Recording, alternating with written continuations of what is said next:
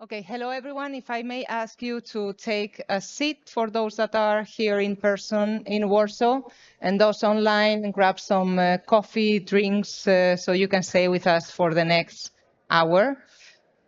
I will not name people that are still standing.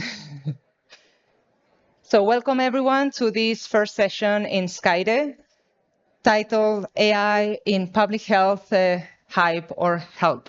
My name is Laura Espinosa. I'm working at the European Center for Disease Prevention and Control. And together with my colleague, Katja Siling, we will be moderating this session. We have gathered for you three magnificent speakers that will show you how AI can be implemented in public health. So the main objective of this session is that after this, you will go back home and you will have a better awareness on how this new technology can be put in practice, not only from theory, but from practical. You will also get a small gift, an online booklet that we developed for a workshop we did in the agency last year that is supposed to help you through this journey. So this is the agenda for this session. We'll start with a bit of introduction on AI methods and things to consider when implementing AI in public health. We will have three different applications of AI in public health from our three speakers, and we will have time for you to ask the experts directly, and then we will wrap up and close this session.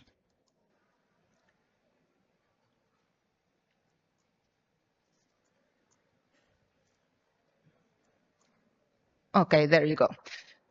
So let's to speak a bit on what is AI. We have heard a lot, especially in the last years, mostly related to large language models, but AI is more than that. It's a broad discipline that enables machine to emulate what humans would do for a specific task. And one of the main aspects that, especially in surveillance, we'll deal with is text data. And that requires to have the ability for these machines and these methods to understand the natural language, human language. And that's what natural language processing is about, NLP. The main method is machine learning, and it's an overarching definition that uses algorithms to detect patterns in data. If we have more complex tasks that requires more complex methods, within machine learning, we have deep learning that is mainly based on artificial neural networks. And these two big types of AI are based on what is called the traditional AI, which means that it has predefined rules and algorithms to detect some patterns. But we have another one, which is generative AI. And in this case, instead of only being based on predefined rules and algorithms, it is able to generate new data. And within generative AI, we have large language models, which is mostly designed for these natural language processing tasks that is trained on a vast amount of text.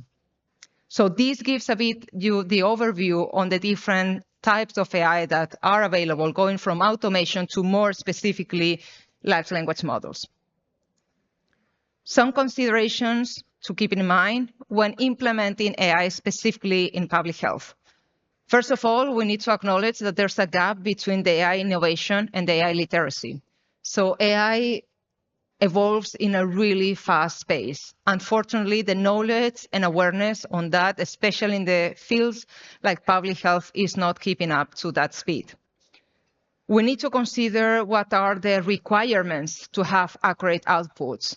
We need to understand what are the knowns and unknowns and how to handle this in order to use one or another type of method. There's also some challenges on how to evaluate this and what is the impact of these technologies. We need also to ensure equitable applications. You will also see throughout the presentations, all our speakers have a component on open source. So this is also important. We need to ensure that this is available at different contexts with different possibilities. And then last but not least, regulations, data privacy, regulations and accountability. And that last word is important. This is a method, this is a tool, but we must be accountable for what we're using. We cannot just rely on this is what AI said, this is what AI gave us. At the end of the day, we are the ones that we need to be accountable for what is happening. And I would like to start with the introduction of the 3 speakers that we have lined up for today for you. You can post your questions through the Skype app if you go to this specific session, and there's the tab that says there's the part that says live interaction, and then within the questions. You can also vote for other questions. So we really encourage you to take this possibility, start posting your questions in the app while our speakers will present you all the work they have done. We have 3 presentations. We'll start with Dr. Sergio Consoli, that will present the recent advancements on artificial intelligence for public health, the digital health perspective, who is here with us on the stage. We also have 2 additional speakers who are joining us online. Professor Yannis Paschalidis, that will present an AI-powered biothreat emergence analysis and communication network, Beacon. Thanks a lot. He's connected from the US, so probably you will be really needing a coffee for that. Thanks for being with us so early there.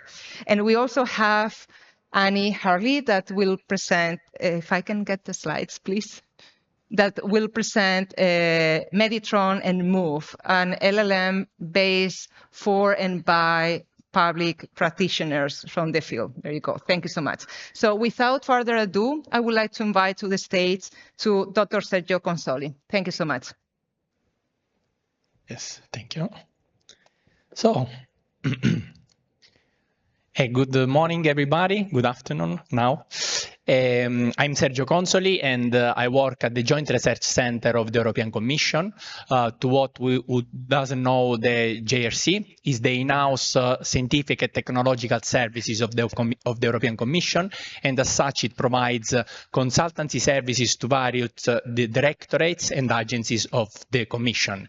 And today I'm going to present you recent advancements on AI for public health, the digital health perspectives. Of course, I don't want to cover all AI applications in the field, but the applications that we are pursuing in our JRCF7 digital health unit. Okay, so in our digital health unit, we have different tracks of works. So there are epidemiologists and data scientists and AI experts, and we apply AI to different use cases, and public health is one of it. And our goal is to support prevention, preparedness, and response to health burdens and threats through innovative AI, data science, and transformation. And this journey in public health started already a few years ago with a strong collaboration with the ECDC, the WHO, and has been rounding mainly around the iOS platform, so the Epidemic Intelligence from Open Source platform, that gathered together a vast amount of unstructured, curated epidemiological reports. And this vast quantity of data has some challenges in really extracting information useful for public health threats, like where a pandemic happened, the countries, number of deaths, number of cases.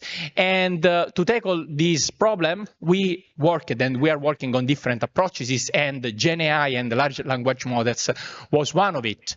And one approach that we followed is to make the historical and real-time analysis of epidemiological information extraction using large language models. And in particular, we studied commercial models as well as open source models. And we come up with a pipeline which make an ensemble, so a majority voting on the information extracted from the different models together to come up with information useful for coming from the database. We also made a step forward, and that is try to overcome interoperability issues in the different reports. Interoperability that can be technological, but especially semantic. So reports can talk among the same thing using different naming, and then we have to leverage standardization, so domain ontologies, SNOMED, LOINC, so forth. And for these reasons, we leverage ontologies and knowledge graph to come up with an epidemiological knowledge graph that is currently updated daily with information we extract with the GenAI pipeline. And of course, as I was mentioning, we adopt a FAIR approach, so findable, accessible, interoperable, and reusable, where we open the extracted information in the European data portal. And we are currently building on top different services to actually exploit the knowledge graph, to make sense, make searches, and really exploit the knowledge that is extracted from there. And we are currently experimenting with other use cases on the field.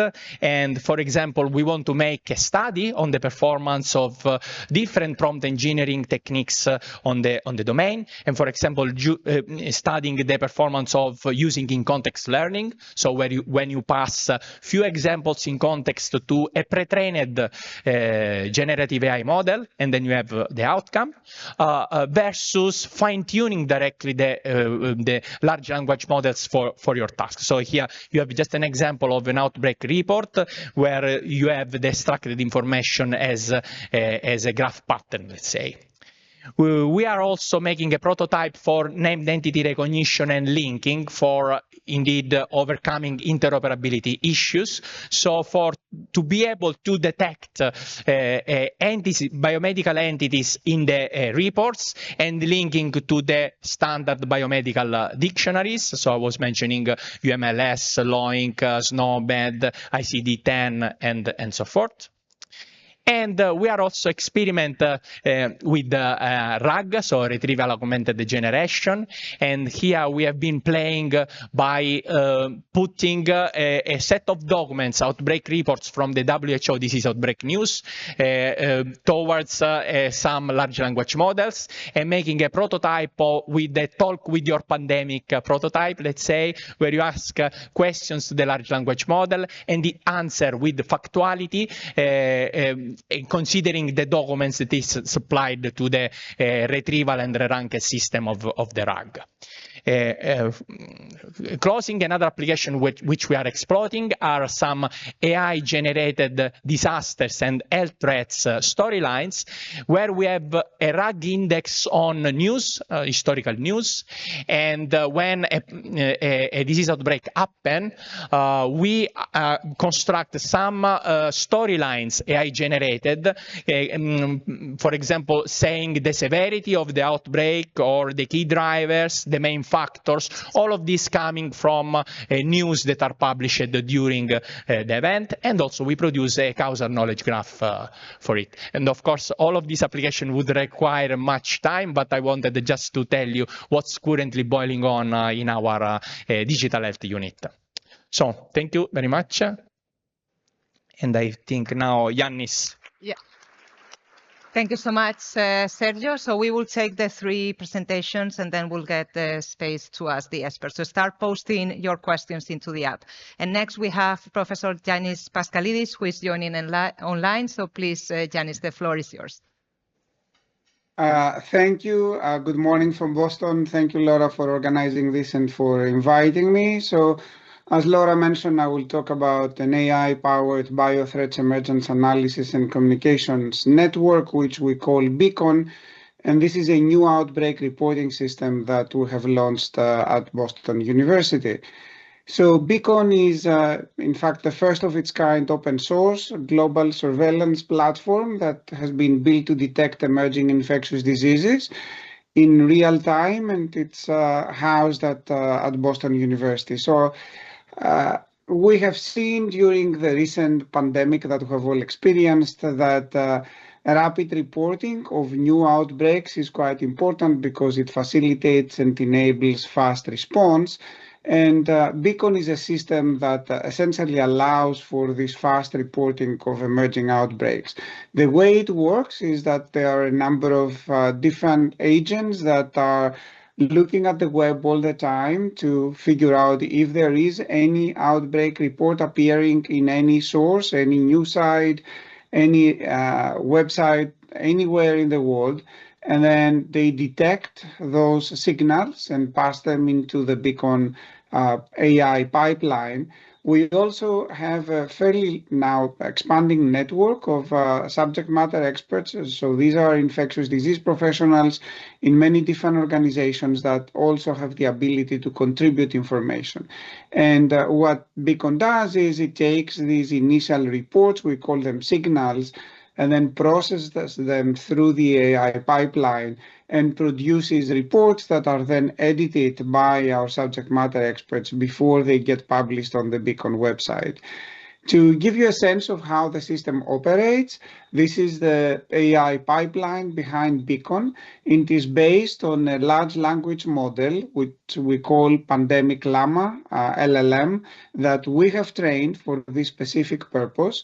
And what the pipeline does is when it sees a new outbreak report, then it extracts some key epidemiological information like the pathogen, the number of cases, the symptoms, the location where the outbreak has appeared. It evaluates that report in terms of whether that's recent and therefore needs to be reported immediately, or it's older news. It evaluates the quality of the information that is provided in that signal, evaluates also the severity of the outbreak using a rubric that the subject matter experts have constructed.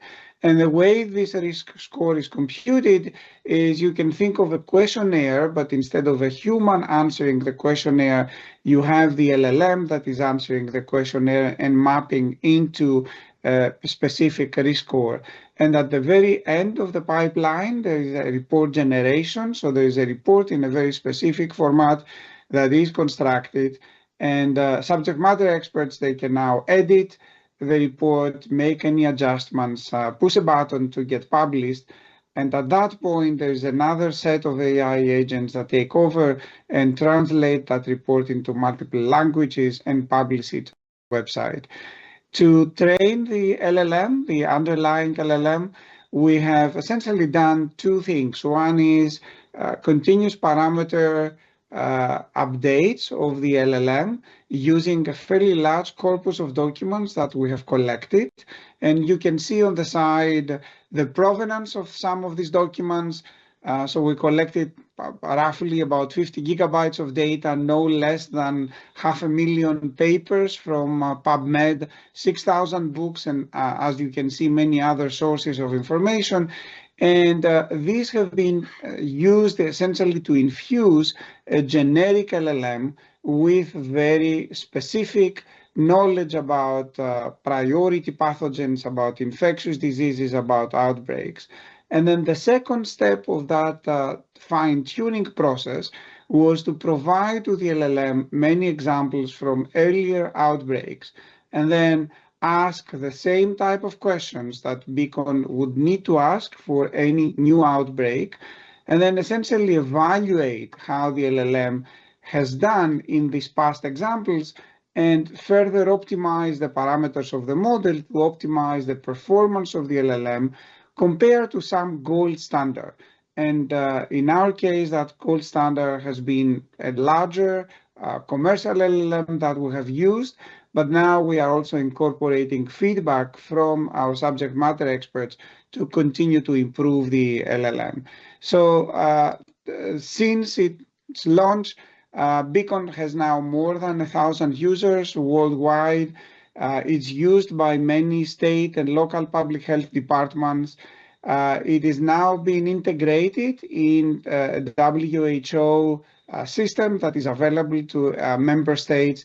And again, since it's launched, we have reported on about 550 or so outbreaks, publishing 1,200 reports on the Beacon website concerning 150 pathogens coming from 85 species in more than 140 or so countries and territories, including one outbreak in the outer space that was in the Chinese space station.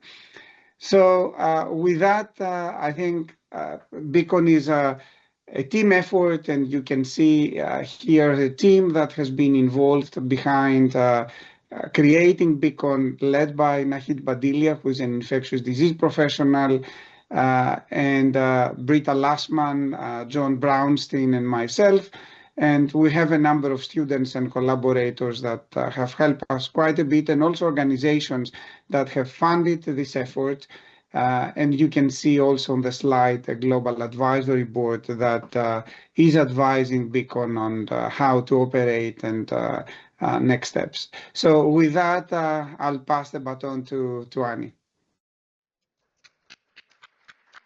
Thank you so much, Yannis. We are getting a lot of applause here in person, I'm sure, also online.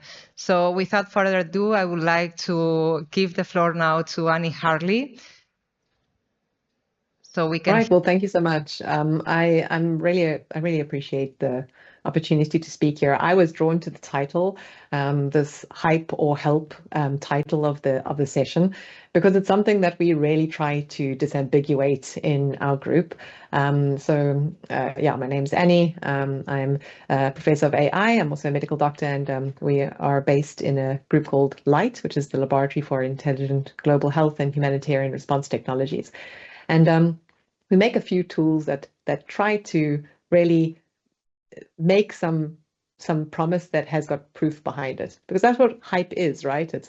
It begins when evidence ends, and it's resulting from people selling a dream, something that is promising, but without testing the reality of that dream.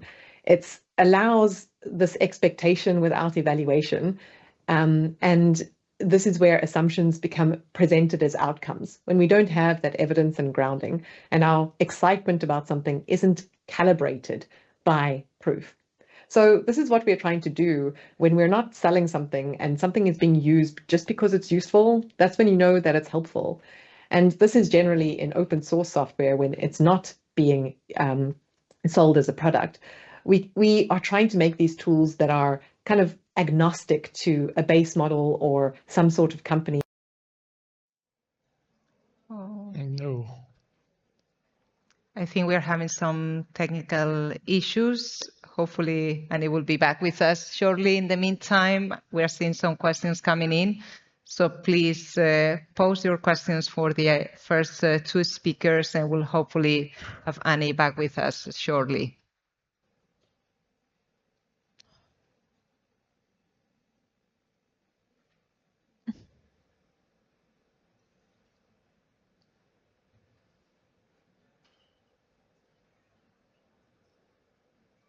First, with what is an open LLM?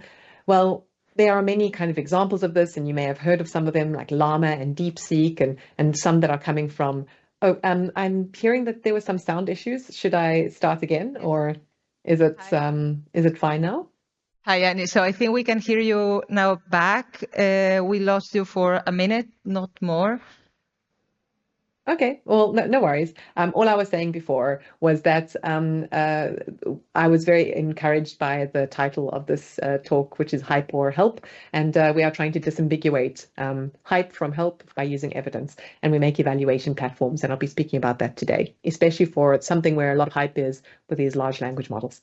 So we think that open source models and open models that are used because they are helpful and not because they are being sold and advertised are a very good place to start in this disambiguation process. But we have to define what open is. And so an open LLM, like you might have heard, like Llama, DeepSeek, and Gemma, these are from companies. They are selling something, even though it is free. So how do you make sure that these tools are tested in a neutral environment? Well, openness is different, right? There are different levels of openness, and some models are more open than others.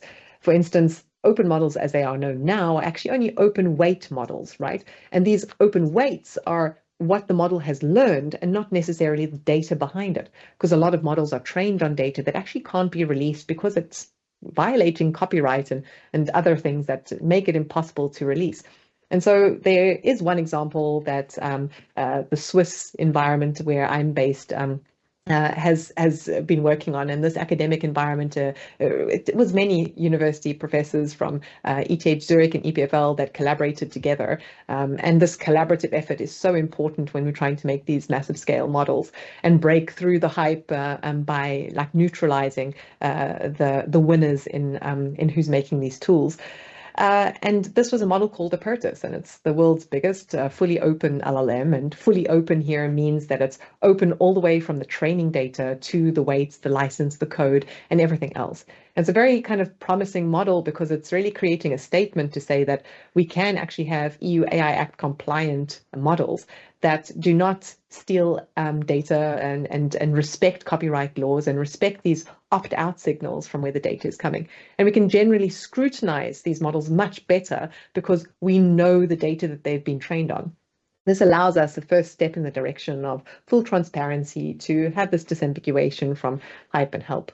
So what we do with these open models, including Apertus and especially these kinds of fully open models, is to medicalize any kind of model, right? And this is when we are making our large language models called Meditron. It's a suite of models where we can take any of these base models and add medical data that is expertly curated and then improve them on benchmarks for like their performance in medical tasks. Now, these medical tasks, obviously, these medical benchmarks are quite limited, and it's important that we don't just optimize them for tasks that are actually not relevant in the real world, like multiple choice questions, because that's not how, medicine works. That's not how public health works, is by, multiple choice. So it's important that we open that up to real world scrutiny and to test things a little bit harder. We test a whole lot of different kinds of models, and we make a whole lot of kind of versatile versions of it, from reasoning models like you've seen with OpenAI. Multilingual is a really strong component of what we're trying to do to ensure that the models are performing well in all the different places that they are intended to be used. And these voice-to-voice and multimodal models are also part of the data sets, and it makes it actually very difficult to scrutinize this in all different kinds of ways, which is why that the platform I'll talk to you about now, which is called Move, starts with the word massive, because it is really a massive undertaking that needs to happen by the community to ensure that these models are performing well in all the different places that they are intended to be used. And so what we are doing here is we take Move as this platform to allow people to challenge the models and red team them. So in other words, test them on all sorts of difficult questions that are relevant for their setting, and use this expert feedback to contextualize them. So we don't have to retrain the entire model, which is a very expensive process, but rather try to continuously learn. And these continuously learning frameworks help not only validate the model, but also improve it over time. And so that's what we're trying to do with Move. And it's also an open invitation to people in the audience who are interested to participate and represent their own setting and contextualize models for themselves. So this massive open online validation and evaluation platform is one of these ways where we can continuously gather the evidence that we need. And so you make a model as best as you can from expertly curated guidelines from all around the world. And then we allow people to adapt the model through use, through kind of nudging, as you can see I've tried to depict here, so that we can make this set of context adapted models that may be specific to a country or to a specialty, for example. And these kinds of models then can be quite horizontal in their use cases. And once we have those, it allows us to really cut through the hype and calibrate our trust with evidence, right? And to make sure that we can actually have local ownership and community alignment, because you don't want to hype yourself, right? Hype is only really existing when you have this kind of marketing and kind of a hidden agenda, right? To sell the promise without the proof to someone else usually. And so when things are locally owned, we can make sure that people are having interests in mind that are genuinely helpful and that they align with their own communities that they are trying to benefit. And that kind of expert validation and this co-creation makes people have skin in their own game and ensures that we can cut through that kind of marketing aspect of things. Making it accountable and transparent with public oversight is absolutely critical, as well as having this continuous learning that is dynamic and updatable to our changing needs, so that we can have an evidence stream that actually matches what we need right now. And when you have these adapted models, well, you've got representative evaluation that's live. And that's why we really want to make sure that you can join in as well. Reach out to me if you like. You can join our team of people from around the world. We've got over 20,000 expert questions, over 200,000 evaluations. We test many different models as they become more relevant, and we are in many countries already with experts that are participating, and also building some national programs in India, working with the ministries of health in Rwanda as well, which has just been a wonderful experience. And we even have clinical trial sites with these pioneering sites that you can see listed over here, from Ethiopia, Rwanda, Kenya, Tanzania, and Switzerland as well. So yes, feel free to reach out, and thank you so much for your questions. Thank you so much, Annie. It's great to hear from such an expert, and now it's your opportunity for those in person and online to ask anything that you wanted to know more on their work. And I'll give now the floor to my colleague Katja Siling, that will be moderating us through the Ask the Experts. Thank you. Thank you so much to all the speakers. We have a few questions coming in. The first questions are for Yannis. It's about risk assessment. So how would you evaluate the risk of fake signals from bad actors ending up in an outbreak report? And then there is a follow-up question also for Sergio regarding risk assessment. So perhaps we can hear from Yannis first, and then Sergio can talk more about the risk assessment. Thank you. Yes, excellent question, particularly considering that we live in an era where misinformation and disinformation is quite prevalent out there. So there are essentially a number of things that we do to make sure that what we report is accurate.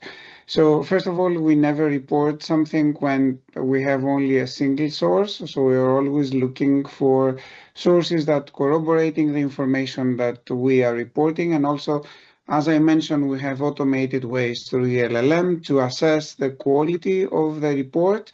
We also have access to information about the veracity of the sources where the original signal is coming from, and that can also be used and taken into account.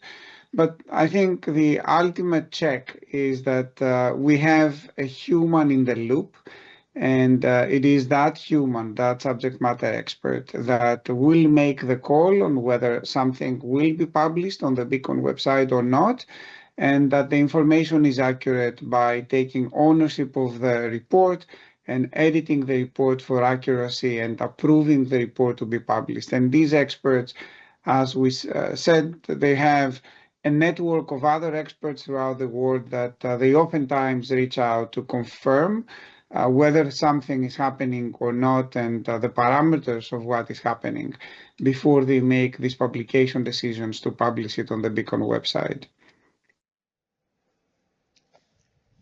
Thank you so much. Thank you so much. Sergio? Yes, I can also link and agree to what Yannis said, and we do also very similar things. First of all, we don't provide forecasting of some disease outbreak, but we rely on things that are already happening on the curated reports. But to ensure quality, indeed, we rely on validation from human experts and to some gold standards that have been developed in the field to test the quality and performance of what is extracted by the LLMs. Thank you. And then we have a question. I can actually come in there just because of the human validation. I just thought it's interesting because when we rely on human validation, it's sometimes problematic. Who are your humans? Right? It's a very important question. Choose your humans wisely. And I think that the key word there is humans, the plural, and to make sure that we agree as a community on those gold standards together. And consensus is actually a very good indicator also to make sure that when several people agree on something together and that they are experts and they represent and the place that it's supposed to be representing, I think it's those are important elements for our verification of human in the loop. And, there are other emerging things that we can do at scale. We only have so many people available to do these things. And we've noticed that when you pay people to do something, we say, hey, you get let's say $10 for every time you validate something, well, you start to have some certain behaviors that come out, which I think you can imagine what happens, right?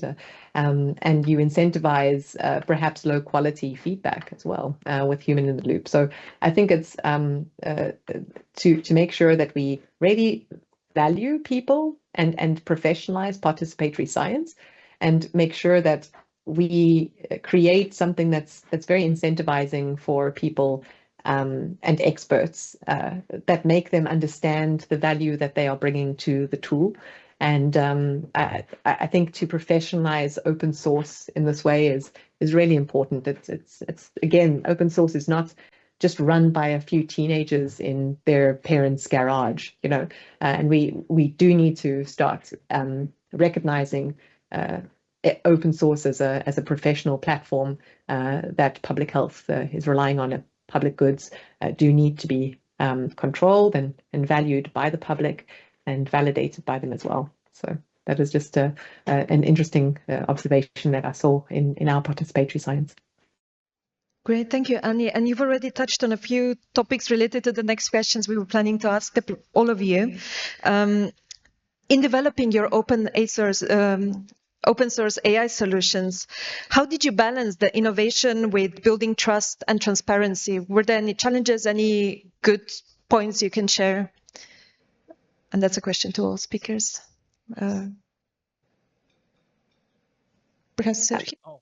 I can go, I suppose, just to continue on that, because it's, as you said, it's a continuation of that question.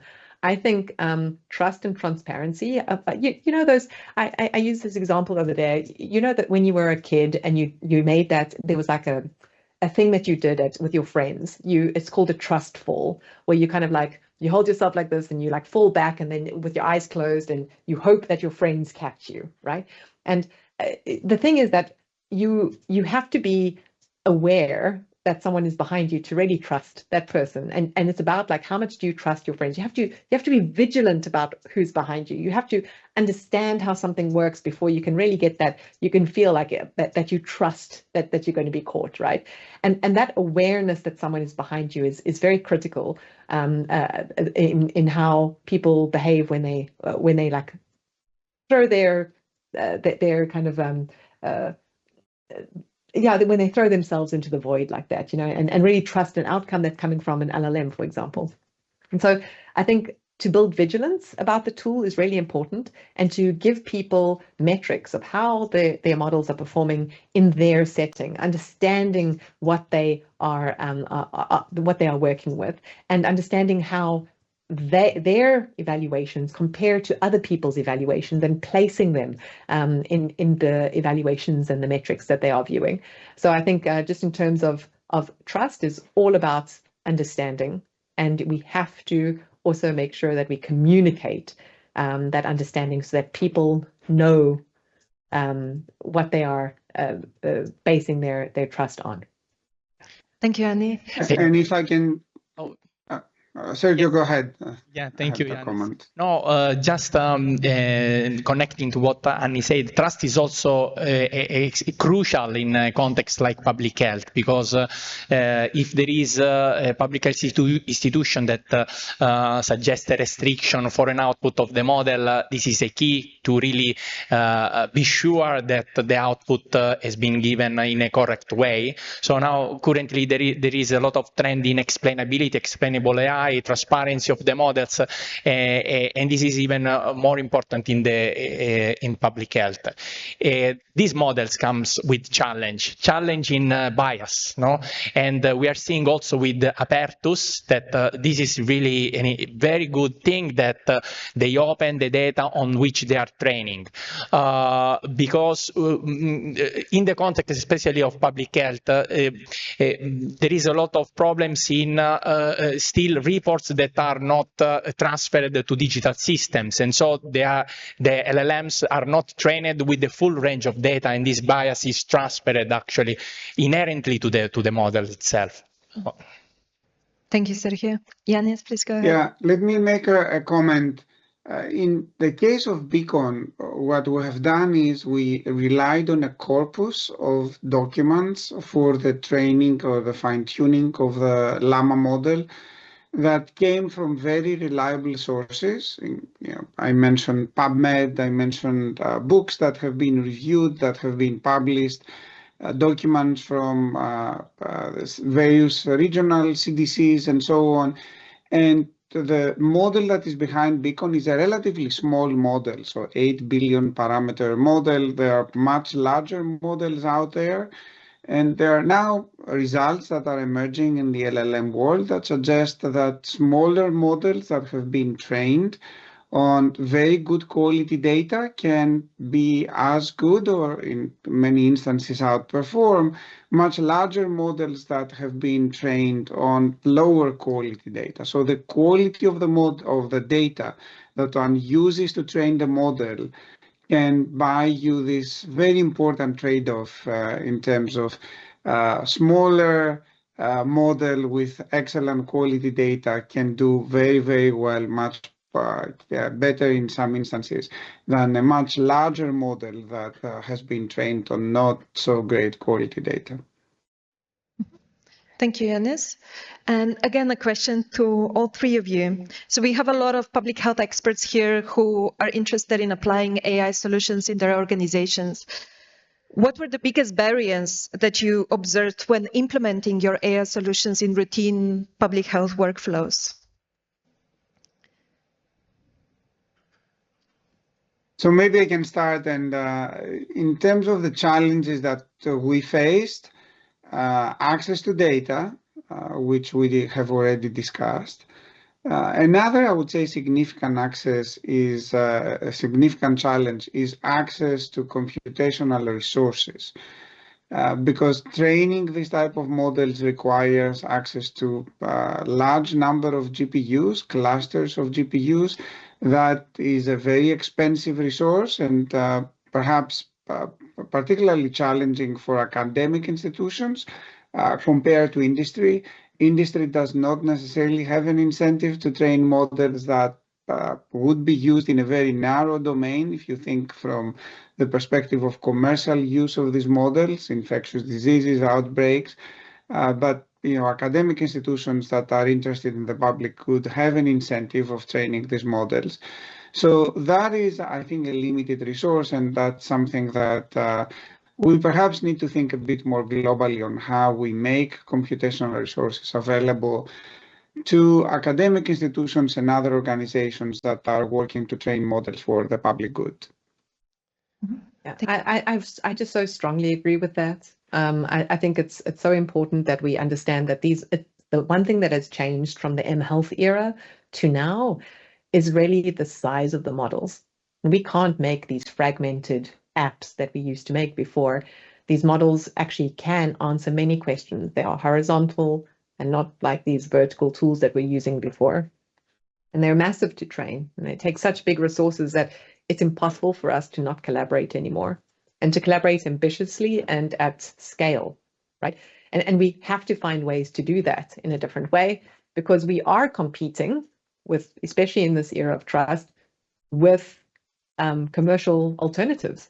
And we need to make sure that there's a space for neutral evaluation and genuinely useful tools that can be locally owned and used and don't have a baked-in bias or an issue of trust, right? Or a dependency. So here I can cite a very interesting initiative called ICANE, which is the International Computing and AI Network. And they do have an incentive to provide compute, but also expertise, implementation science, and more importantly, I suppose, like just getting people around certain purpose and to incentivize that purpose as a scientific outcome, as a public good. And this is using computational resources that are being pooled firstly across where they are, which is mostly in higher resource settings, so a very large component coming from Switzerland, but also in other computing centers in Sweden and elsewhere, Finland, I mean. And I think that connecting these sources is really important, but it can't be done. It's not free. right? And I think that it's not enough for us to just ambitiously collaborate, but we have to really be much more ambitious in how we ask for funding and scale that funding across a certain purpose. These things cost money and they need to be maintained. And for instance, the IK initiative has got all the compute it's there, and it's going to be, basically given at cost, like electricity cost, but it just needs to be funded. And it's actually a really ambitious initiative. And so we need to make sure that we attract the right funders who can make sure that we get that gap filled. It's possible, and everything's there. We just need to connect the dots. So I hope that we won't have to run into these roadblocks into the future if we can just coordinate our efforts. Thank you, Yannis. Yes, I would like to connect also to the computational infrastructure that have been discussed by the colleagues. Indeed, this is extremely crucial and important, in particular in the public health sector, where only some countries have the power to have this computational infrastructure and then hosting these models. So this is really the call for opening the technologies that we are doing, so that to provide access also to countries that cannot afford the technology. And collaboration is crucial because the technology really call for collaboration in industry, so in the infrastructure, the technology, the research part, and in particular the policy. So we are seeing in Europe that in this sense there has been the publication of the AI Act, which is unique in the world, and also the gigafactors that it has been said will happen in Europe. So that will be very important as well to boost the technology. Thank you. We have a few questions in the app. Unfortunately, we are slowly running out of time, but perhaps a question: if the participants want to learn more about your work, contact you, what are best ways to get in touch with you? Yeah, well, in my case, I can share my details, emails, and of course, I will be happy to provide feedback and follow up further. Yes, of course. Thank you. So in our case, please go ahead. Yeah. In our case, regarding Beacon, the Beacon website, beaconbio.org, Beacon is available, and our contact information is there, and we'll be happy to answer any questions people have. And for me, please feel free. I suppose LinkedIn is the currency at the moment in these conferences. So my name is Annie Hartley. Full name is Mary Ann, but only my mother calls me that. So Annie, A-N-N-I-E, Hartley. And please feel free to reach out to me if you're interested in joining the move or helping us fund this large-scale initiative, which is responding to the very pertinent point that was just made before about making sure that we have equitable access to computational resources for the places that need it most. And to help us try to fund this big initiative. Yeah, and it's a shared initiative. It's not I'm not pitching on behalf of myself. It's on behalf of the shared values of this consortium. And if you're interested in joining, thanks. Great, thank you. So before we wrap up, the last question for all three of you. You've shared a lot of wisdom, a lot of knowledge and experience, and it was a very interesting session. So if you were to advise public health agency that wants to start using AI responsibly as soon as possible, what would be your main recommendation? Sergio can start first. Okay, so start to buy a lot of GPUs for training your models.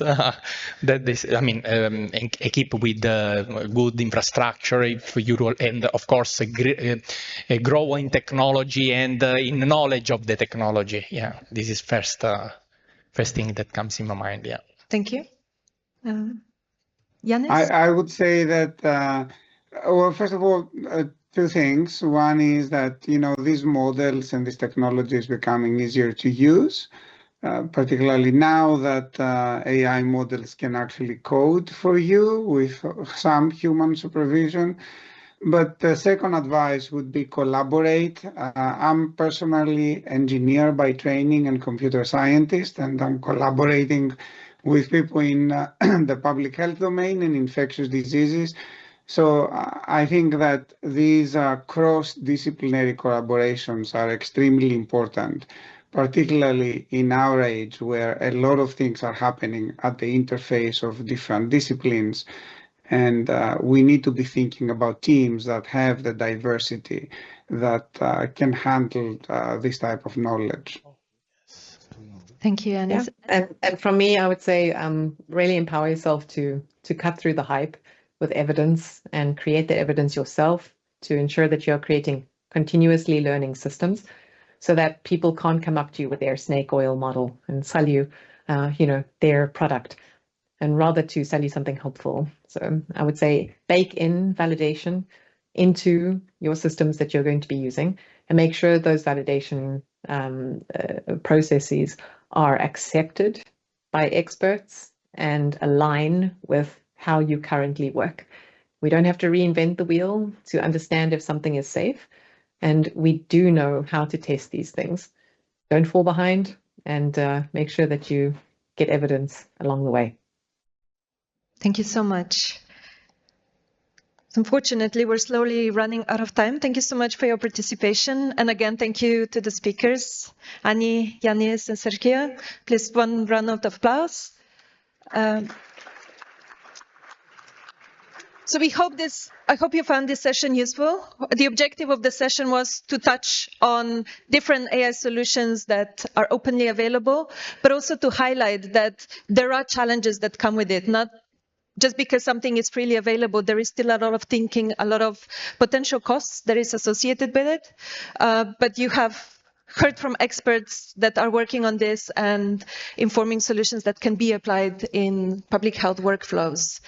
We have produced a short booklet that you can download. Laura will post the link in the chat after the session, and hopefully you will see the code on the screen shortly. This is just an overview of different AI models, approaches, so you can inform yourself a little bit more what are the options you can consider and in what situations you can use different AI solutions. Laura will also be available tomorrow during the Meet the Expert session at ECDC stand. This will be during coffee break in the afternoon. So please feel free to approach her if you want to discuss more. She can also tell you more about the work that we're doing at ECDC, specifically in epidemic intelligence. We commissioned a lot of work on AI solutions. And the speakers have also informed you how you can get in touch. So thank you again for your participation and have a good day.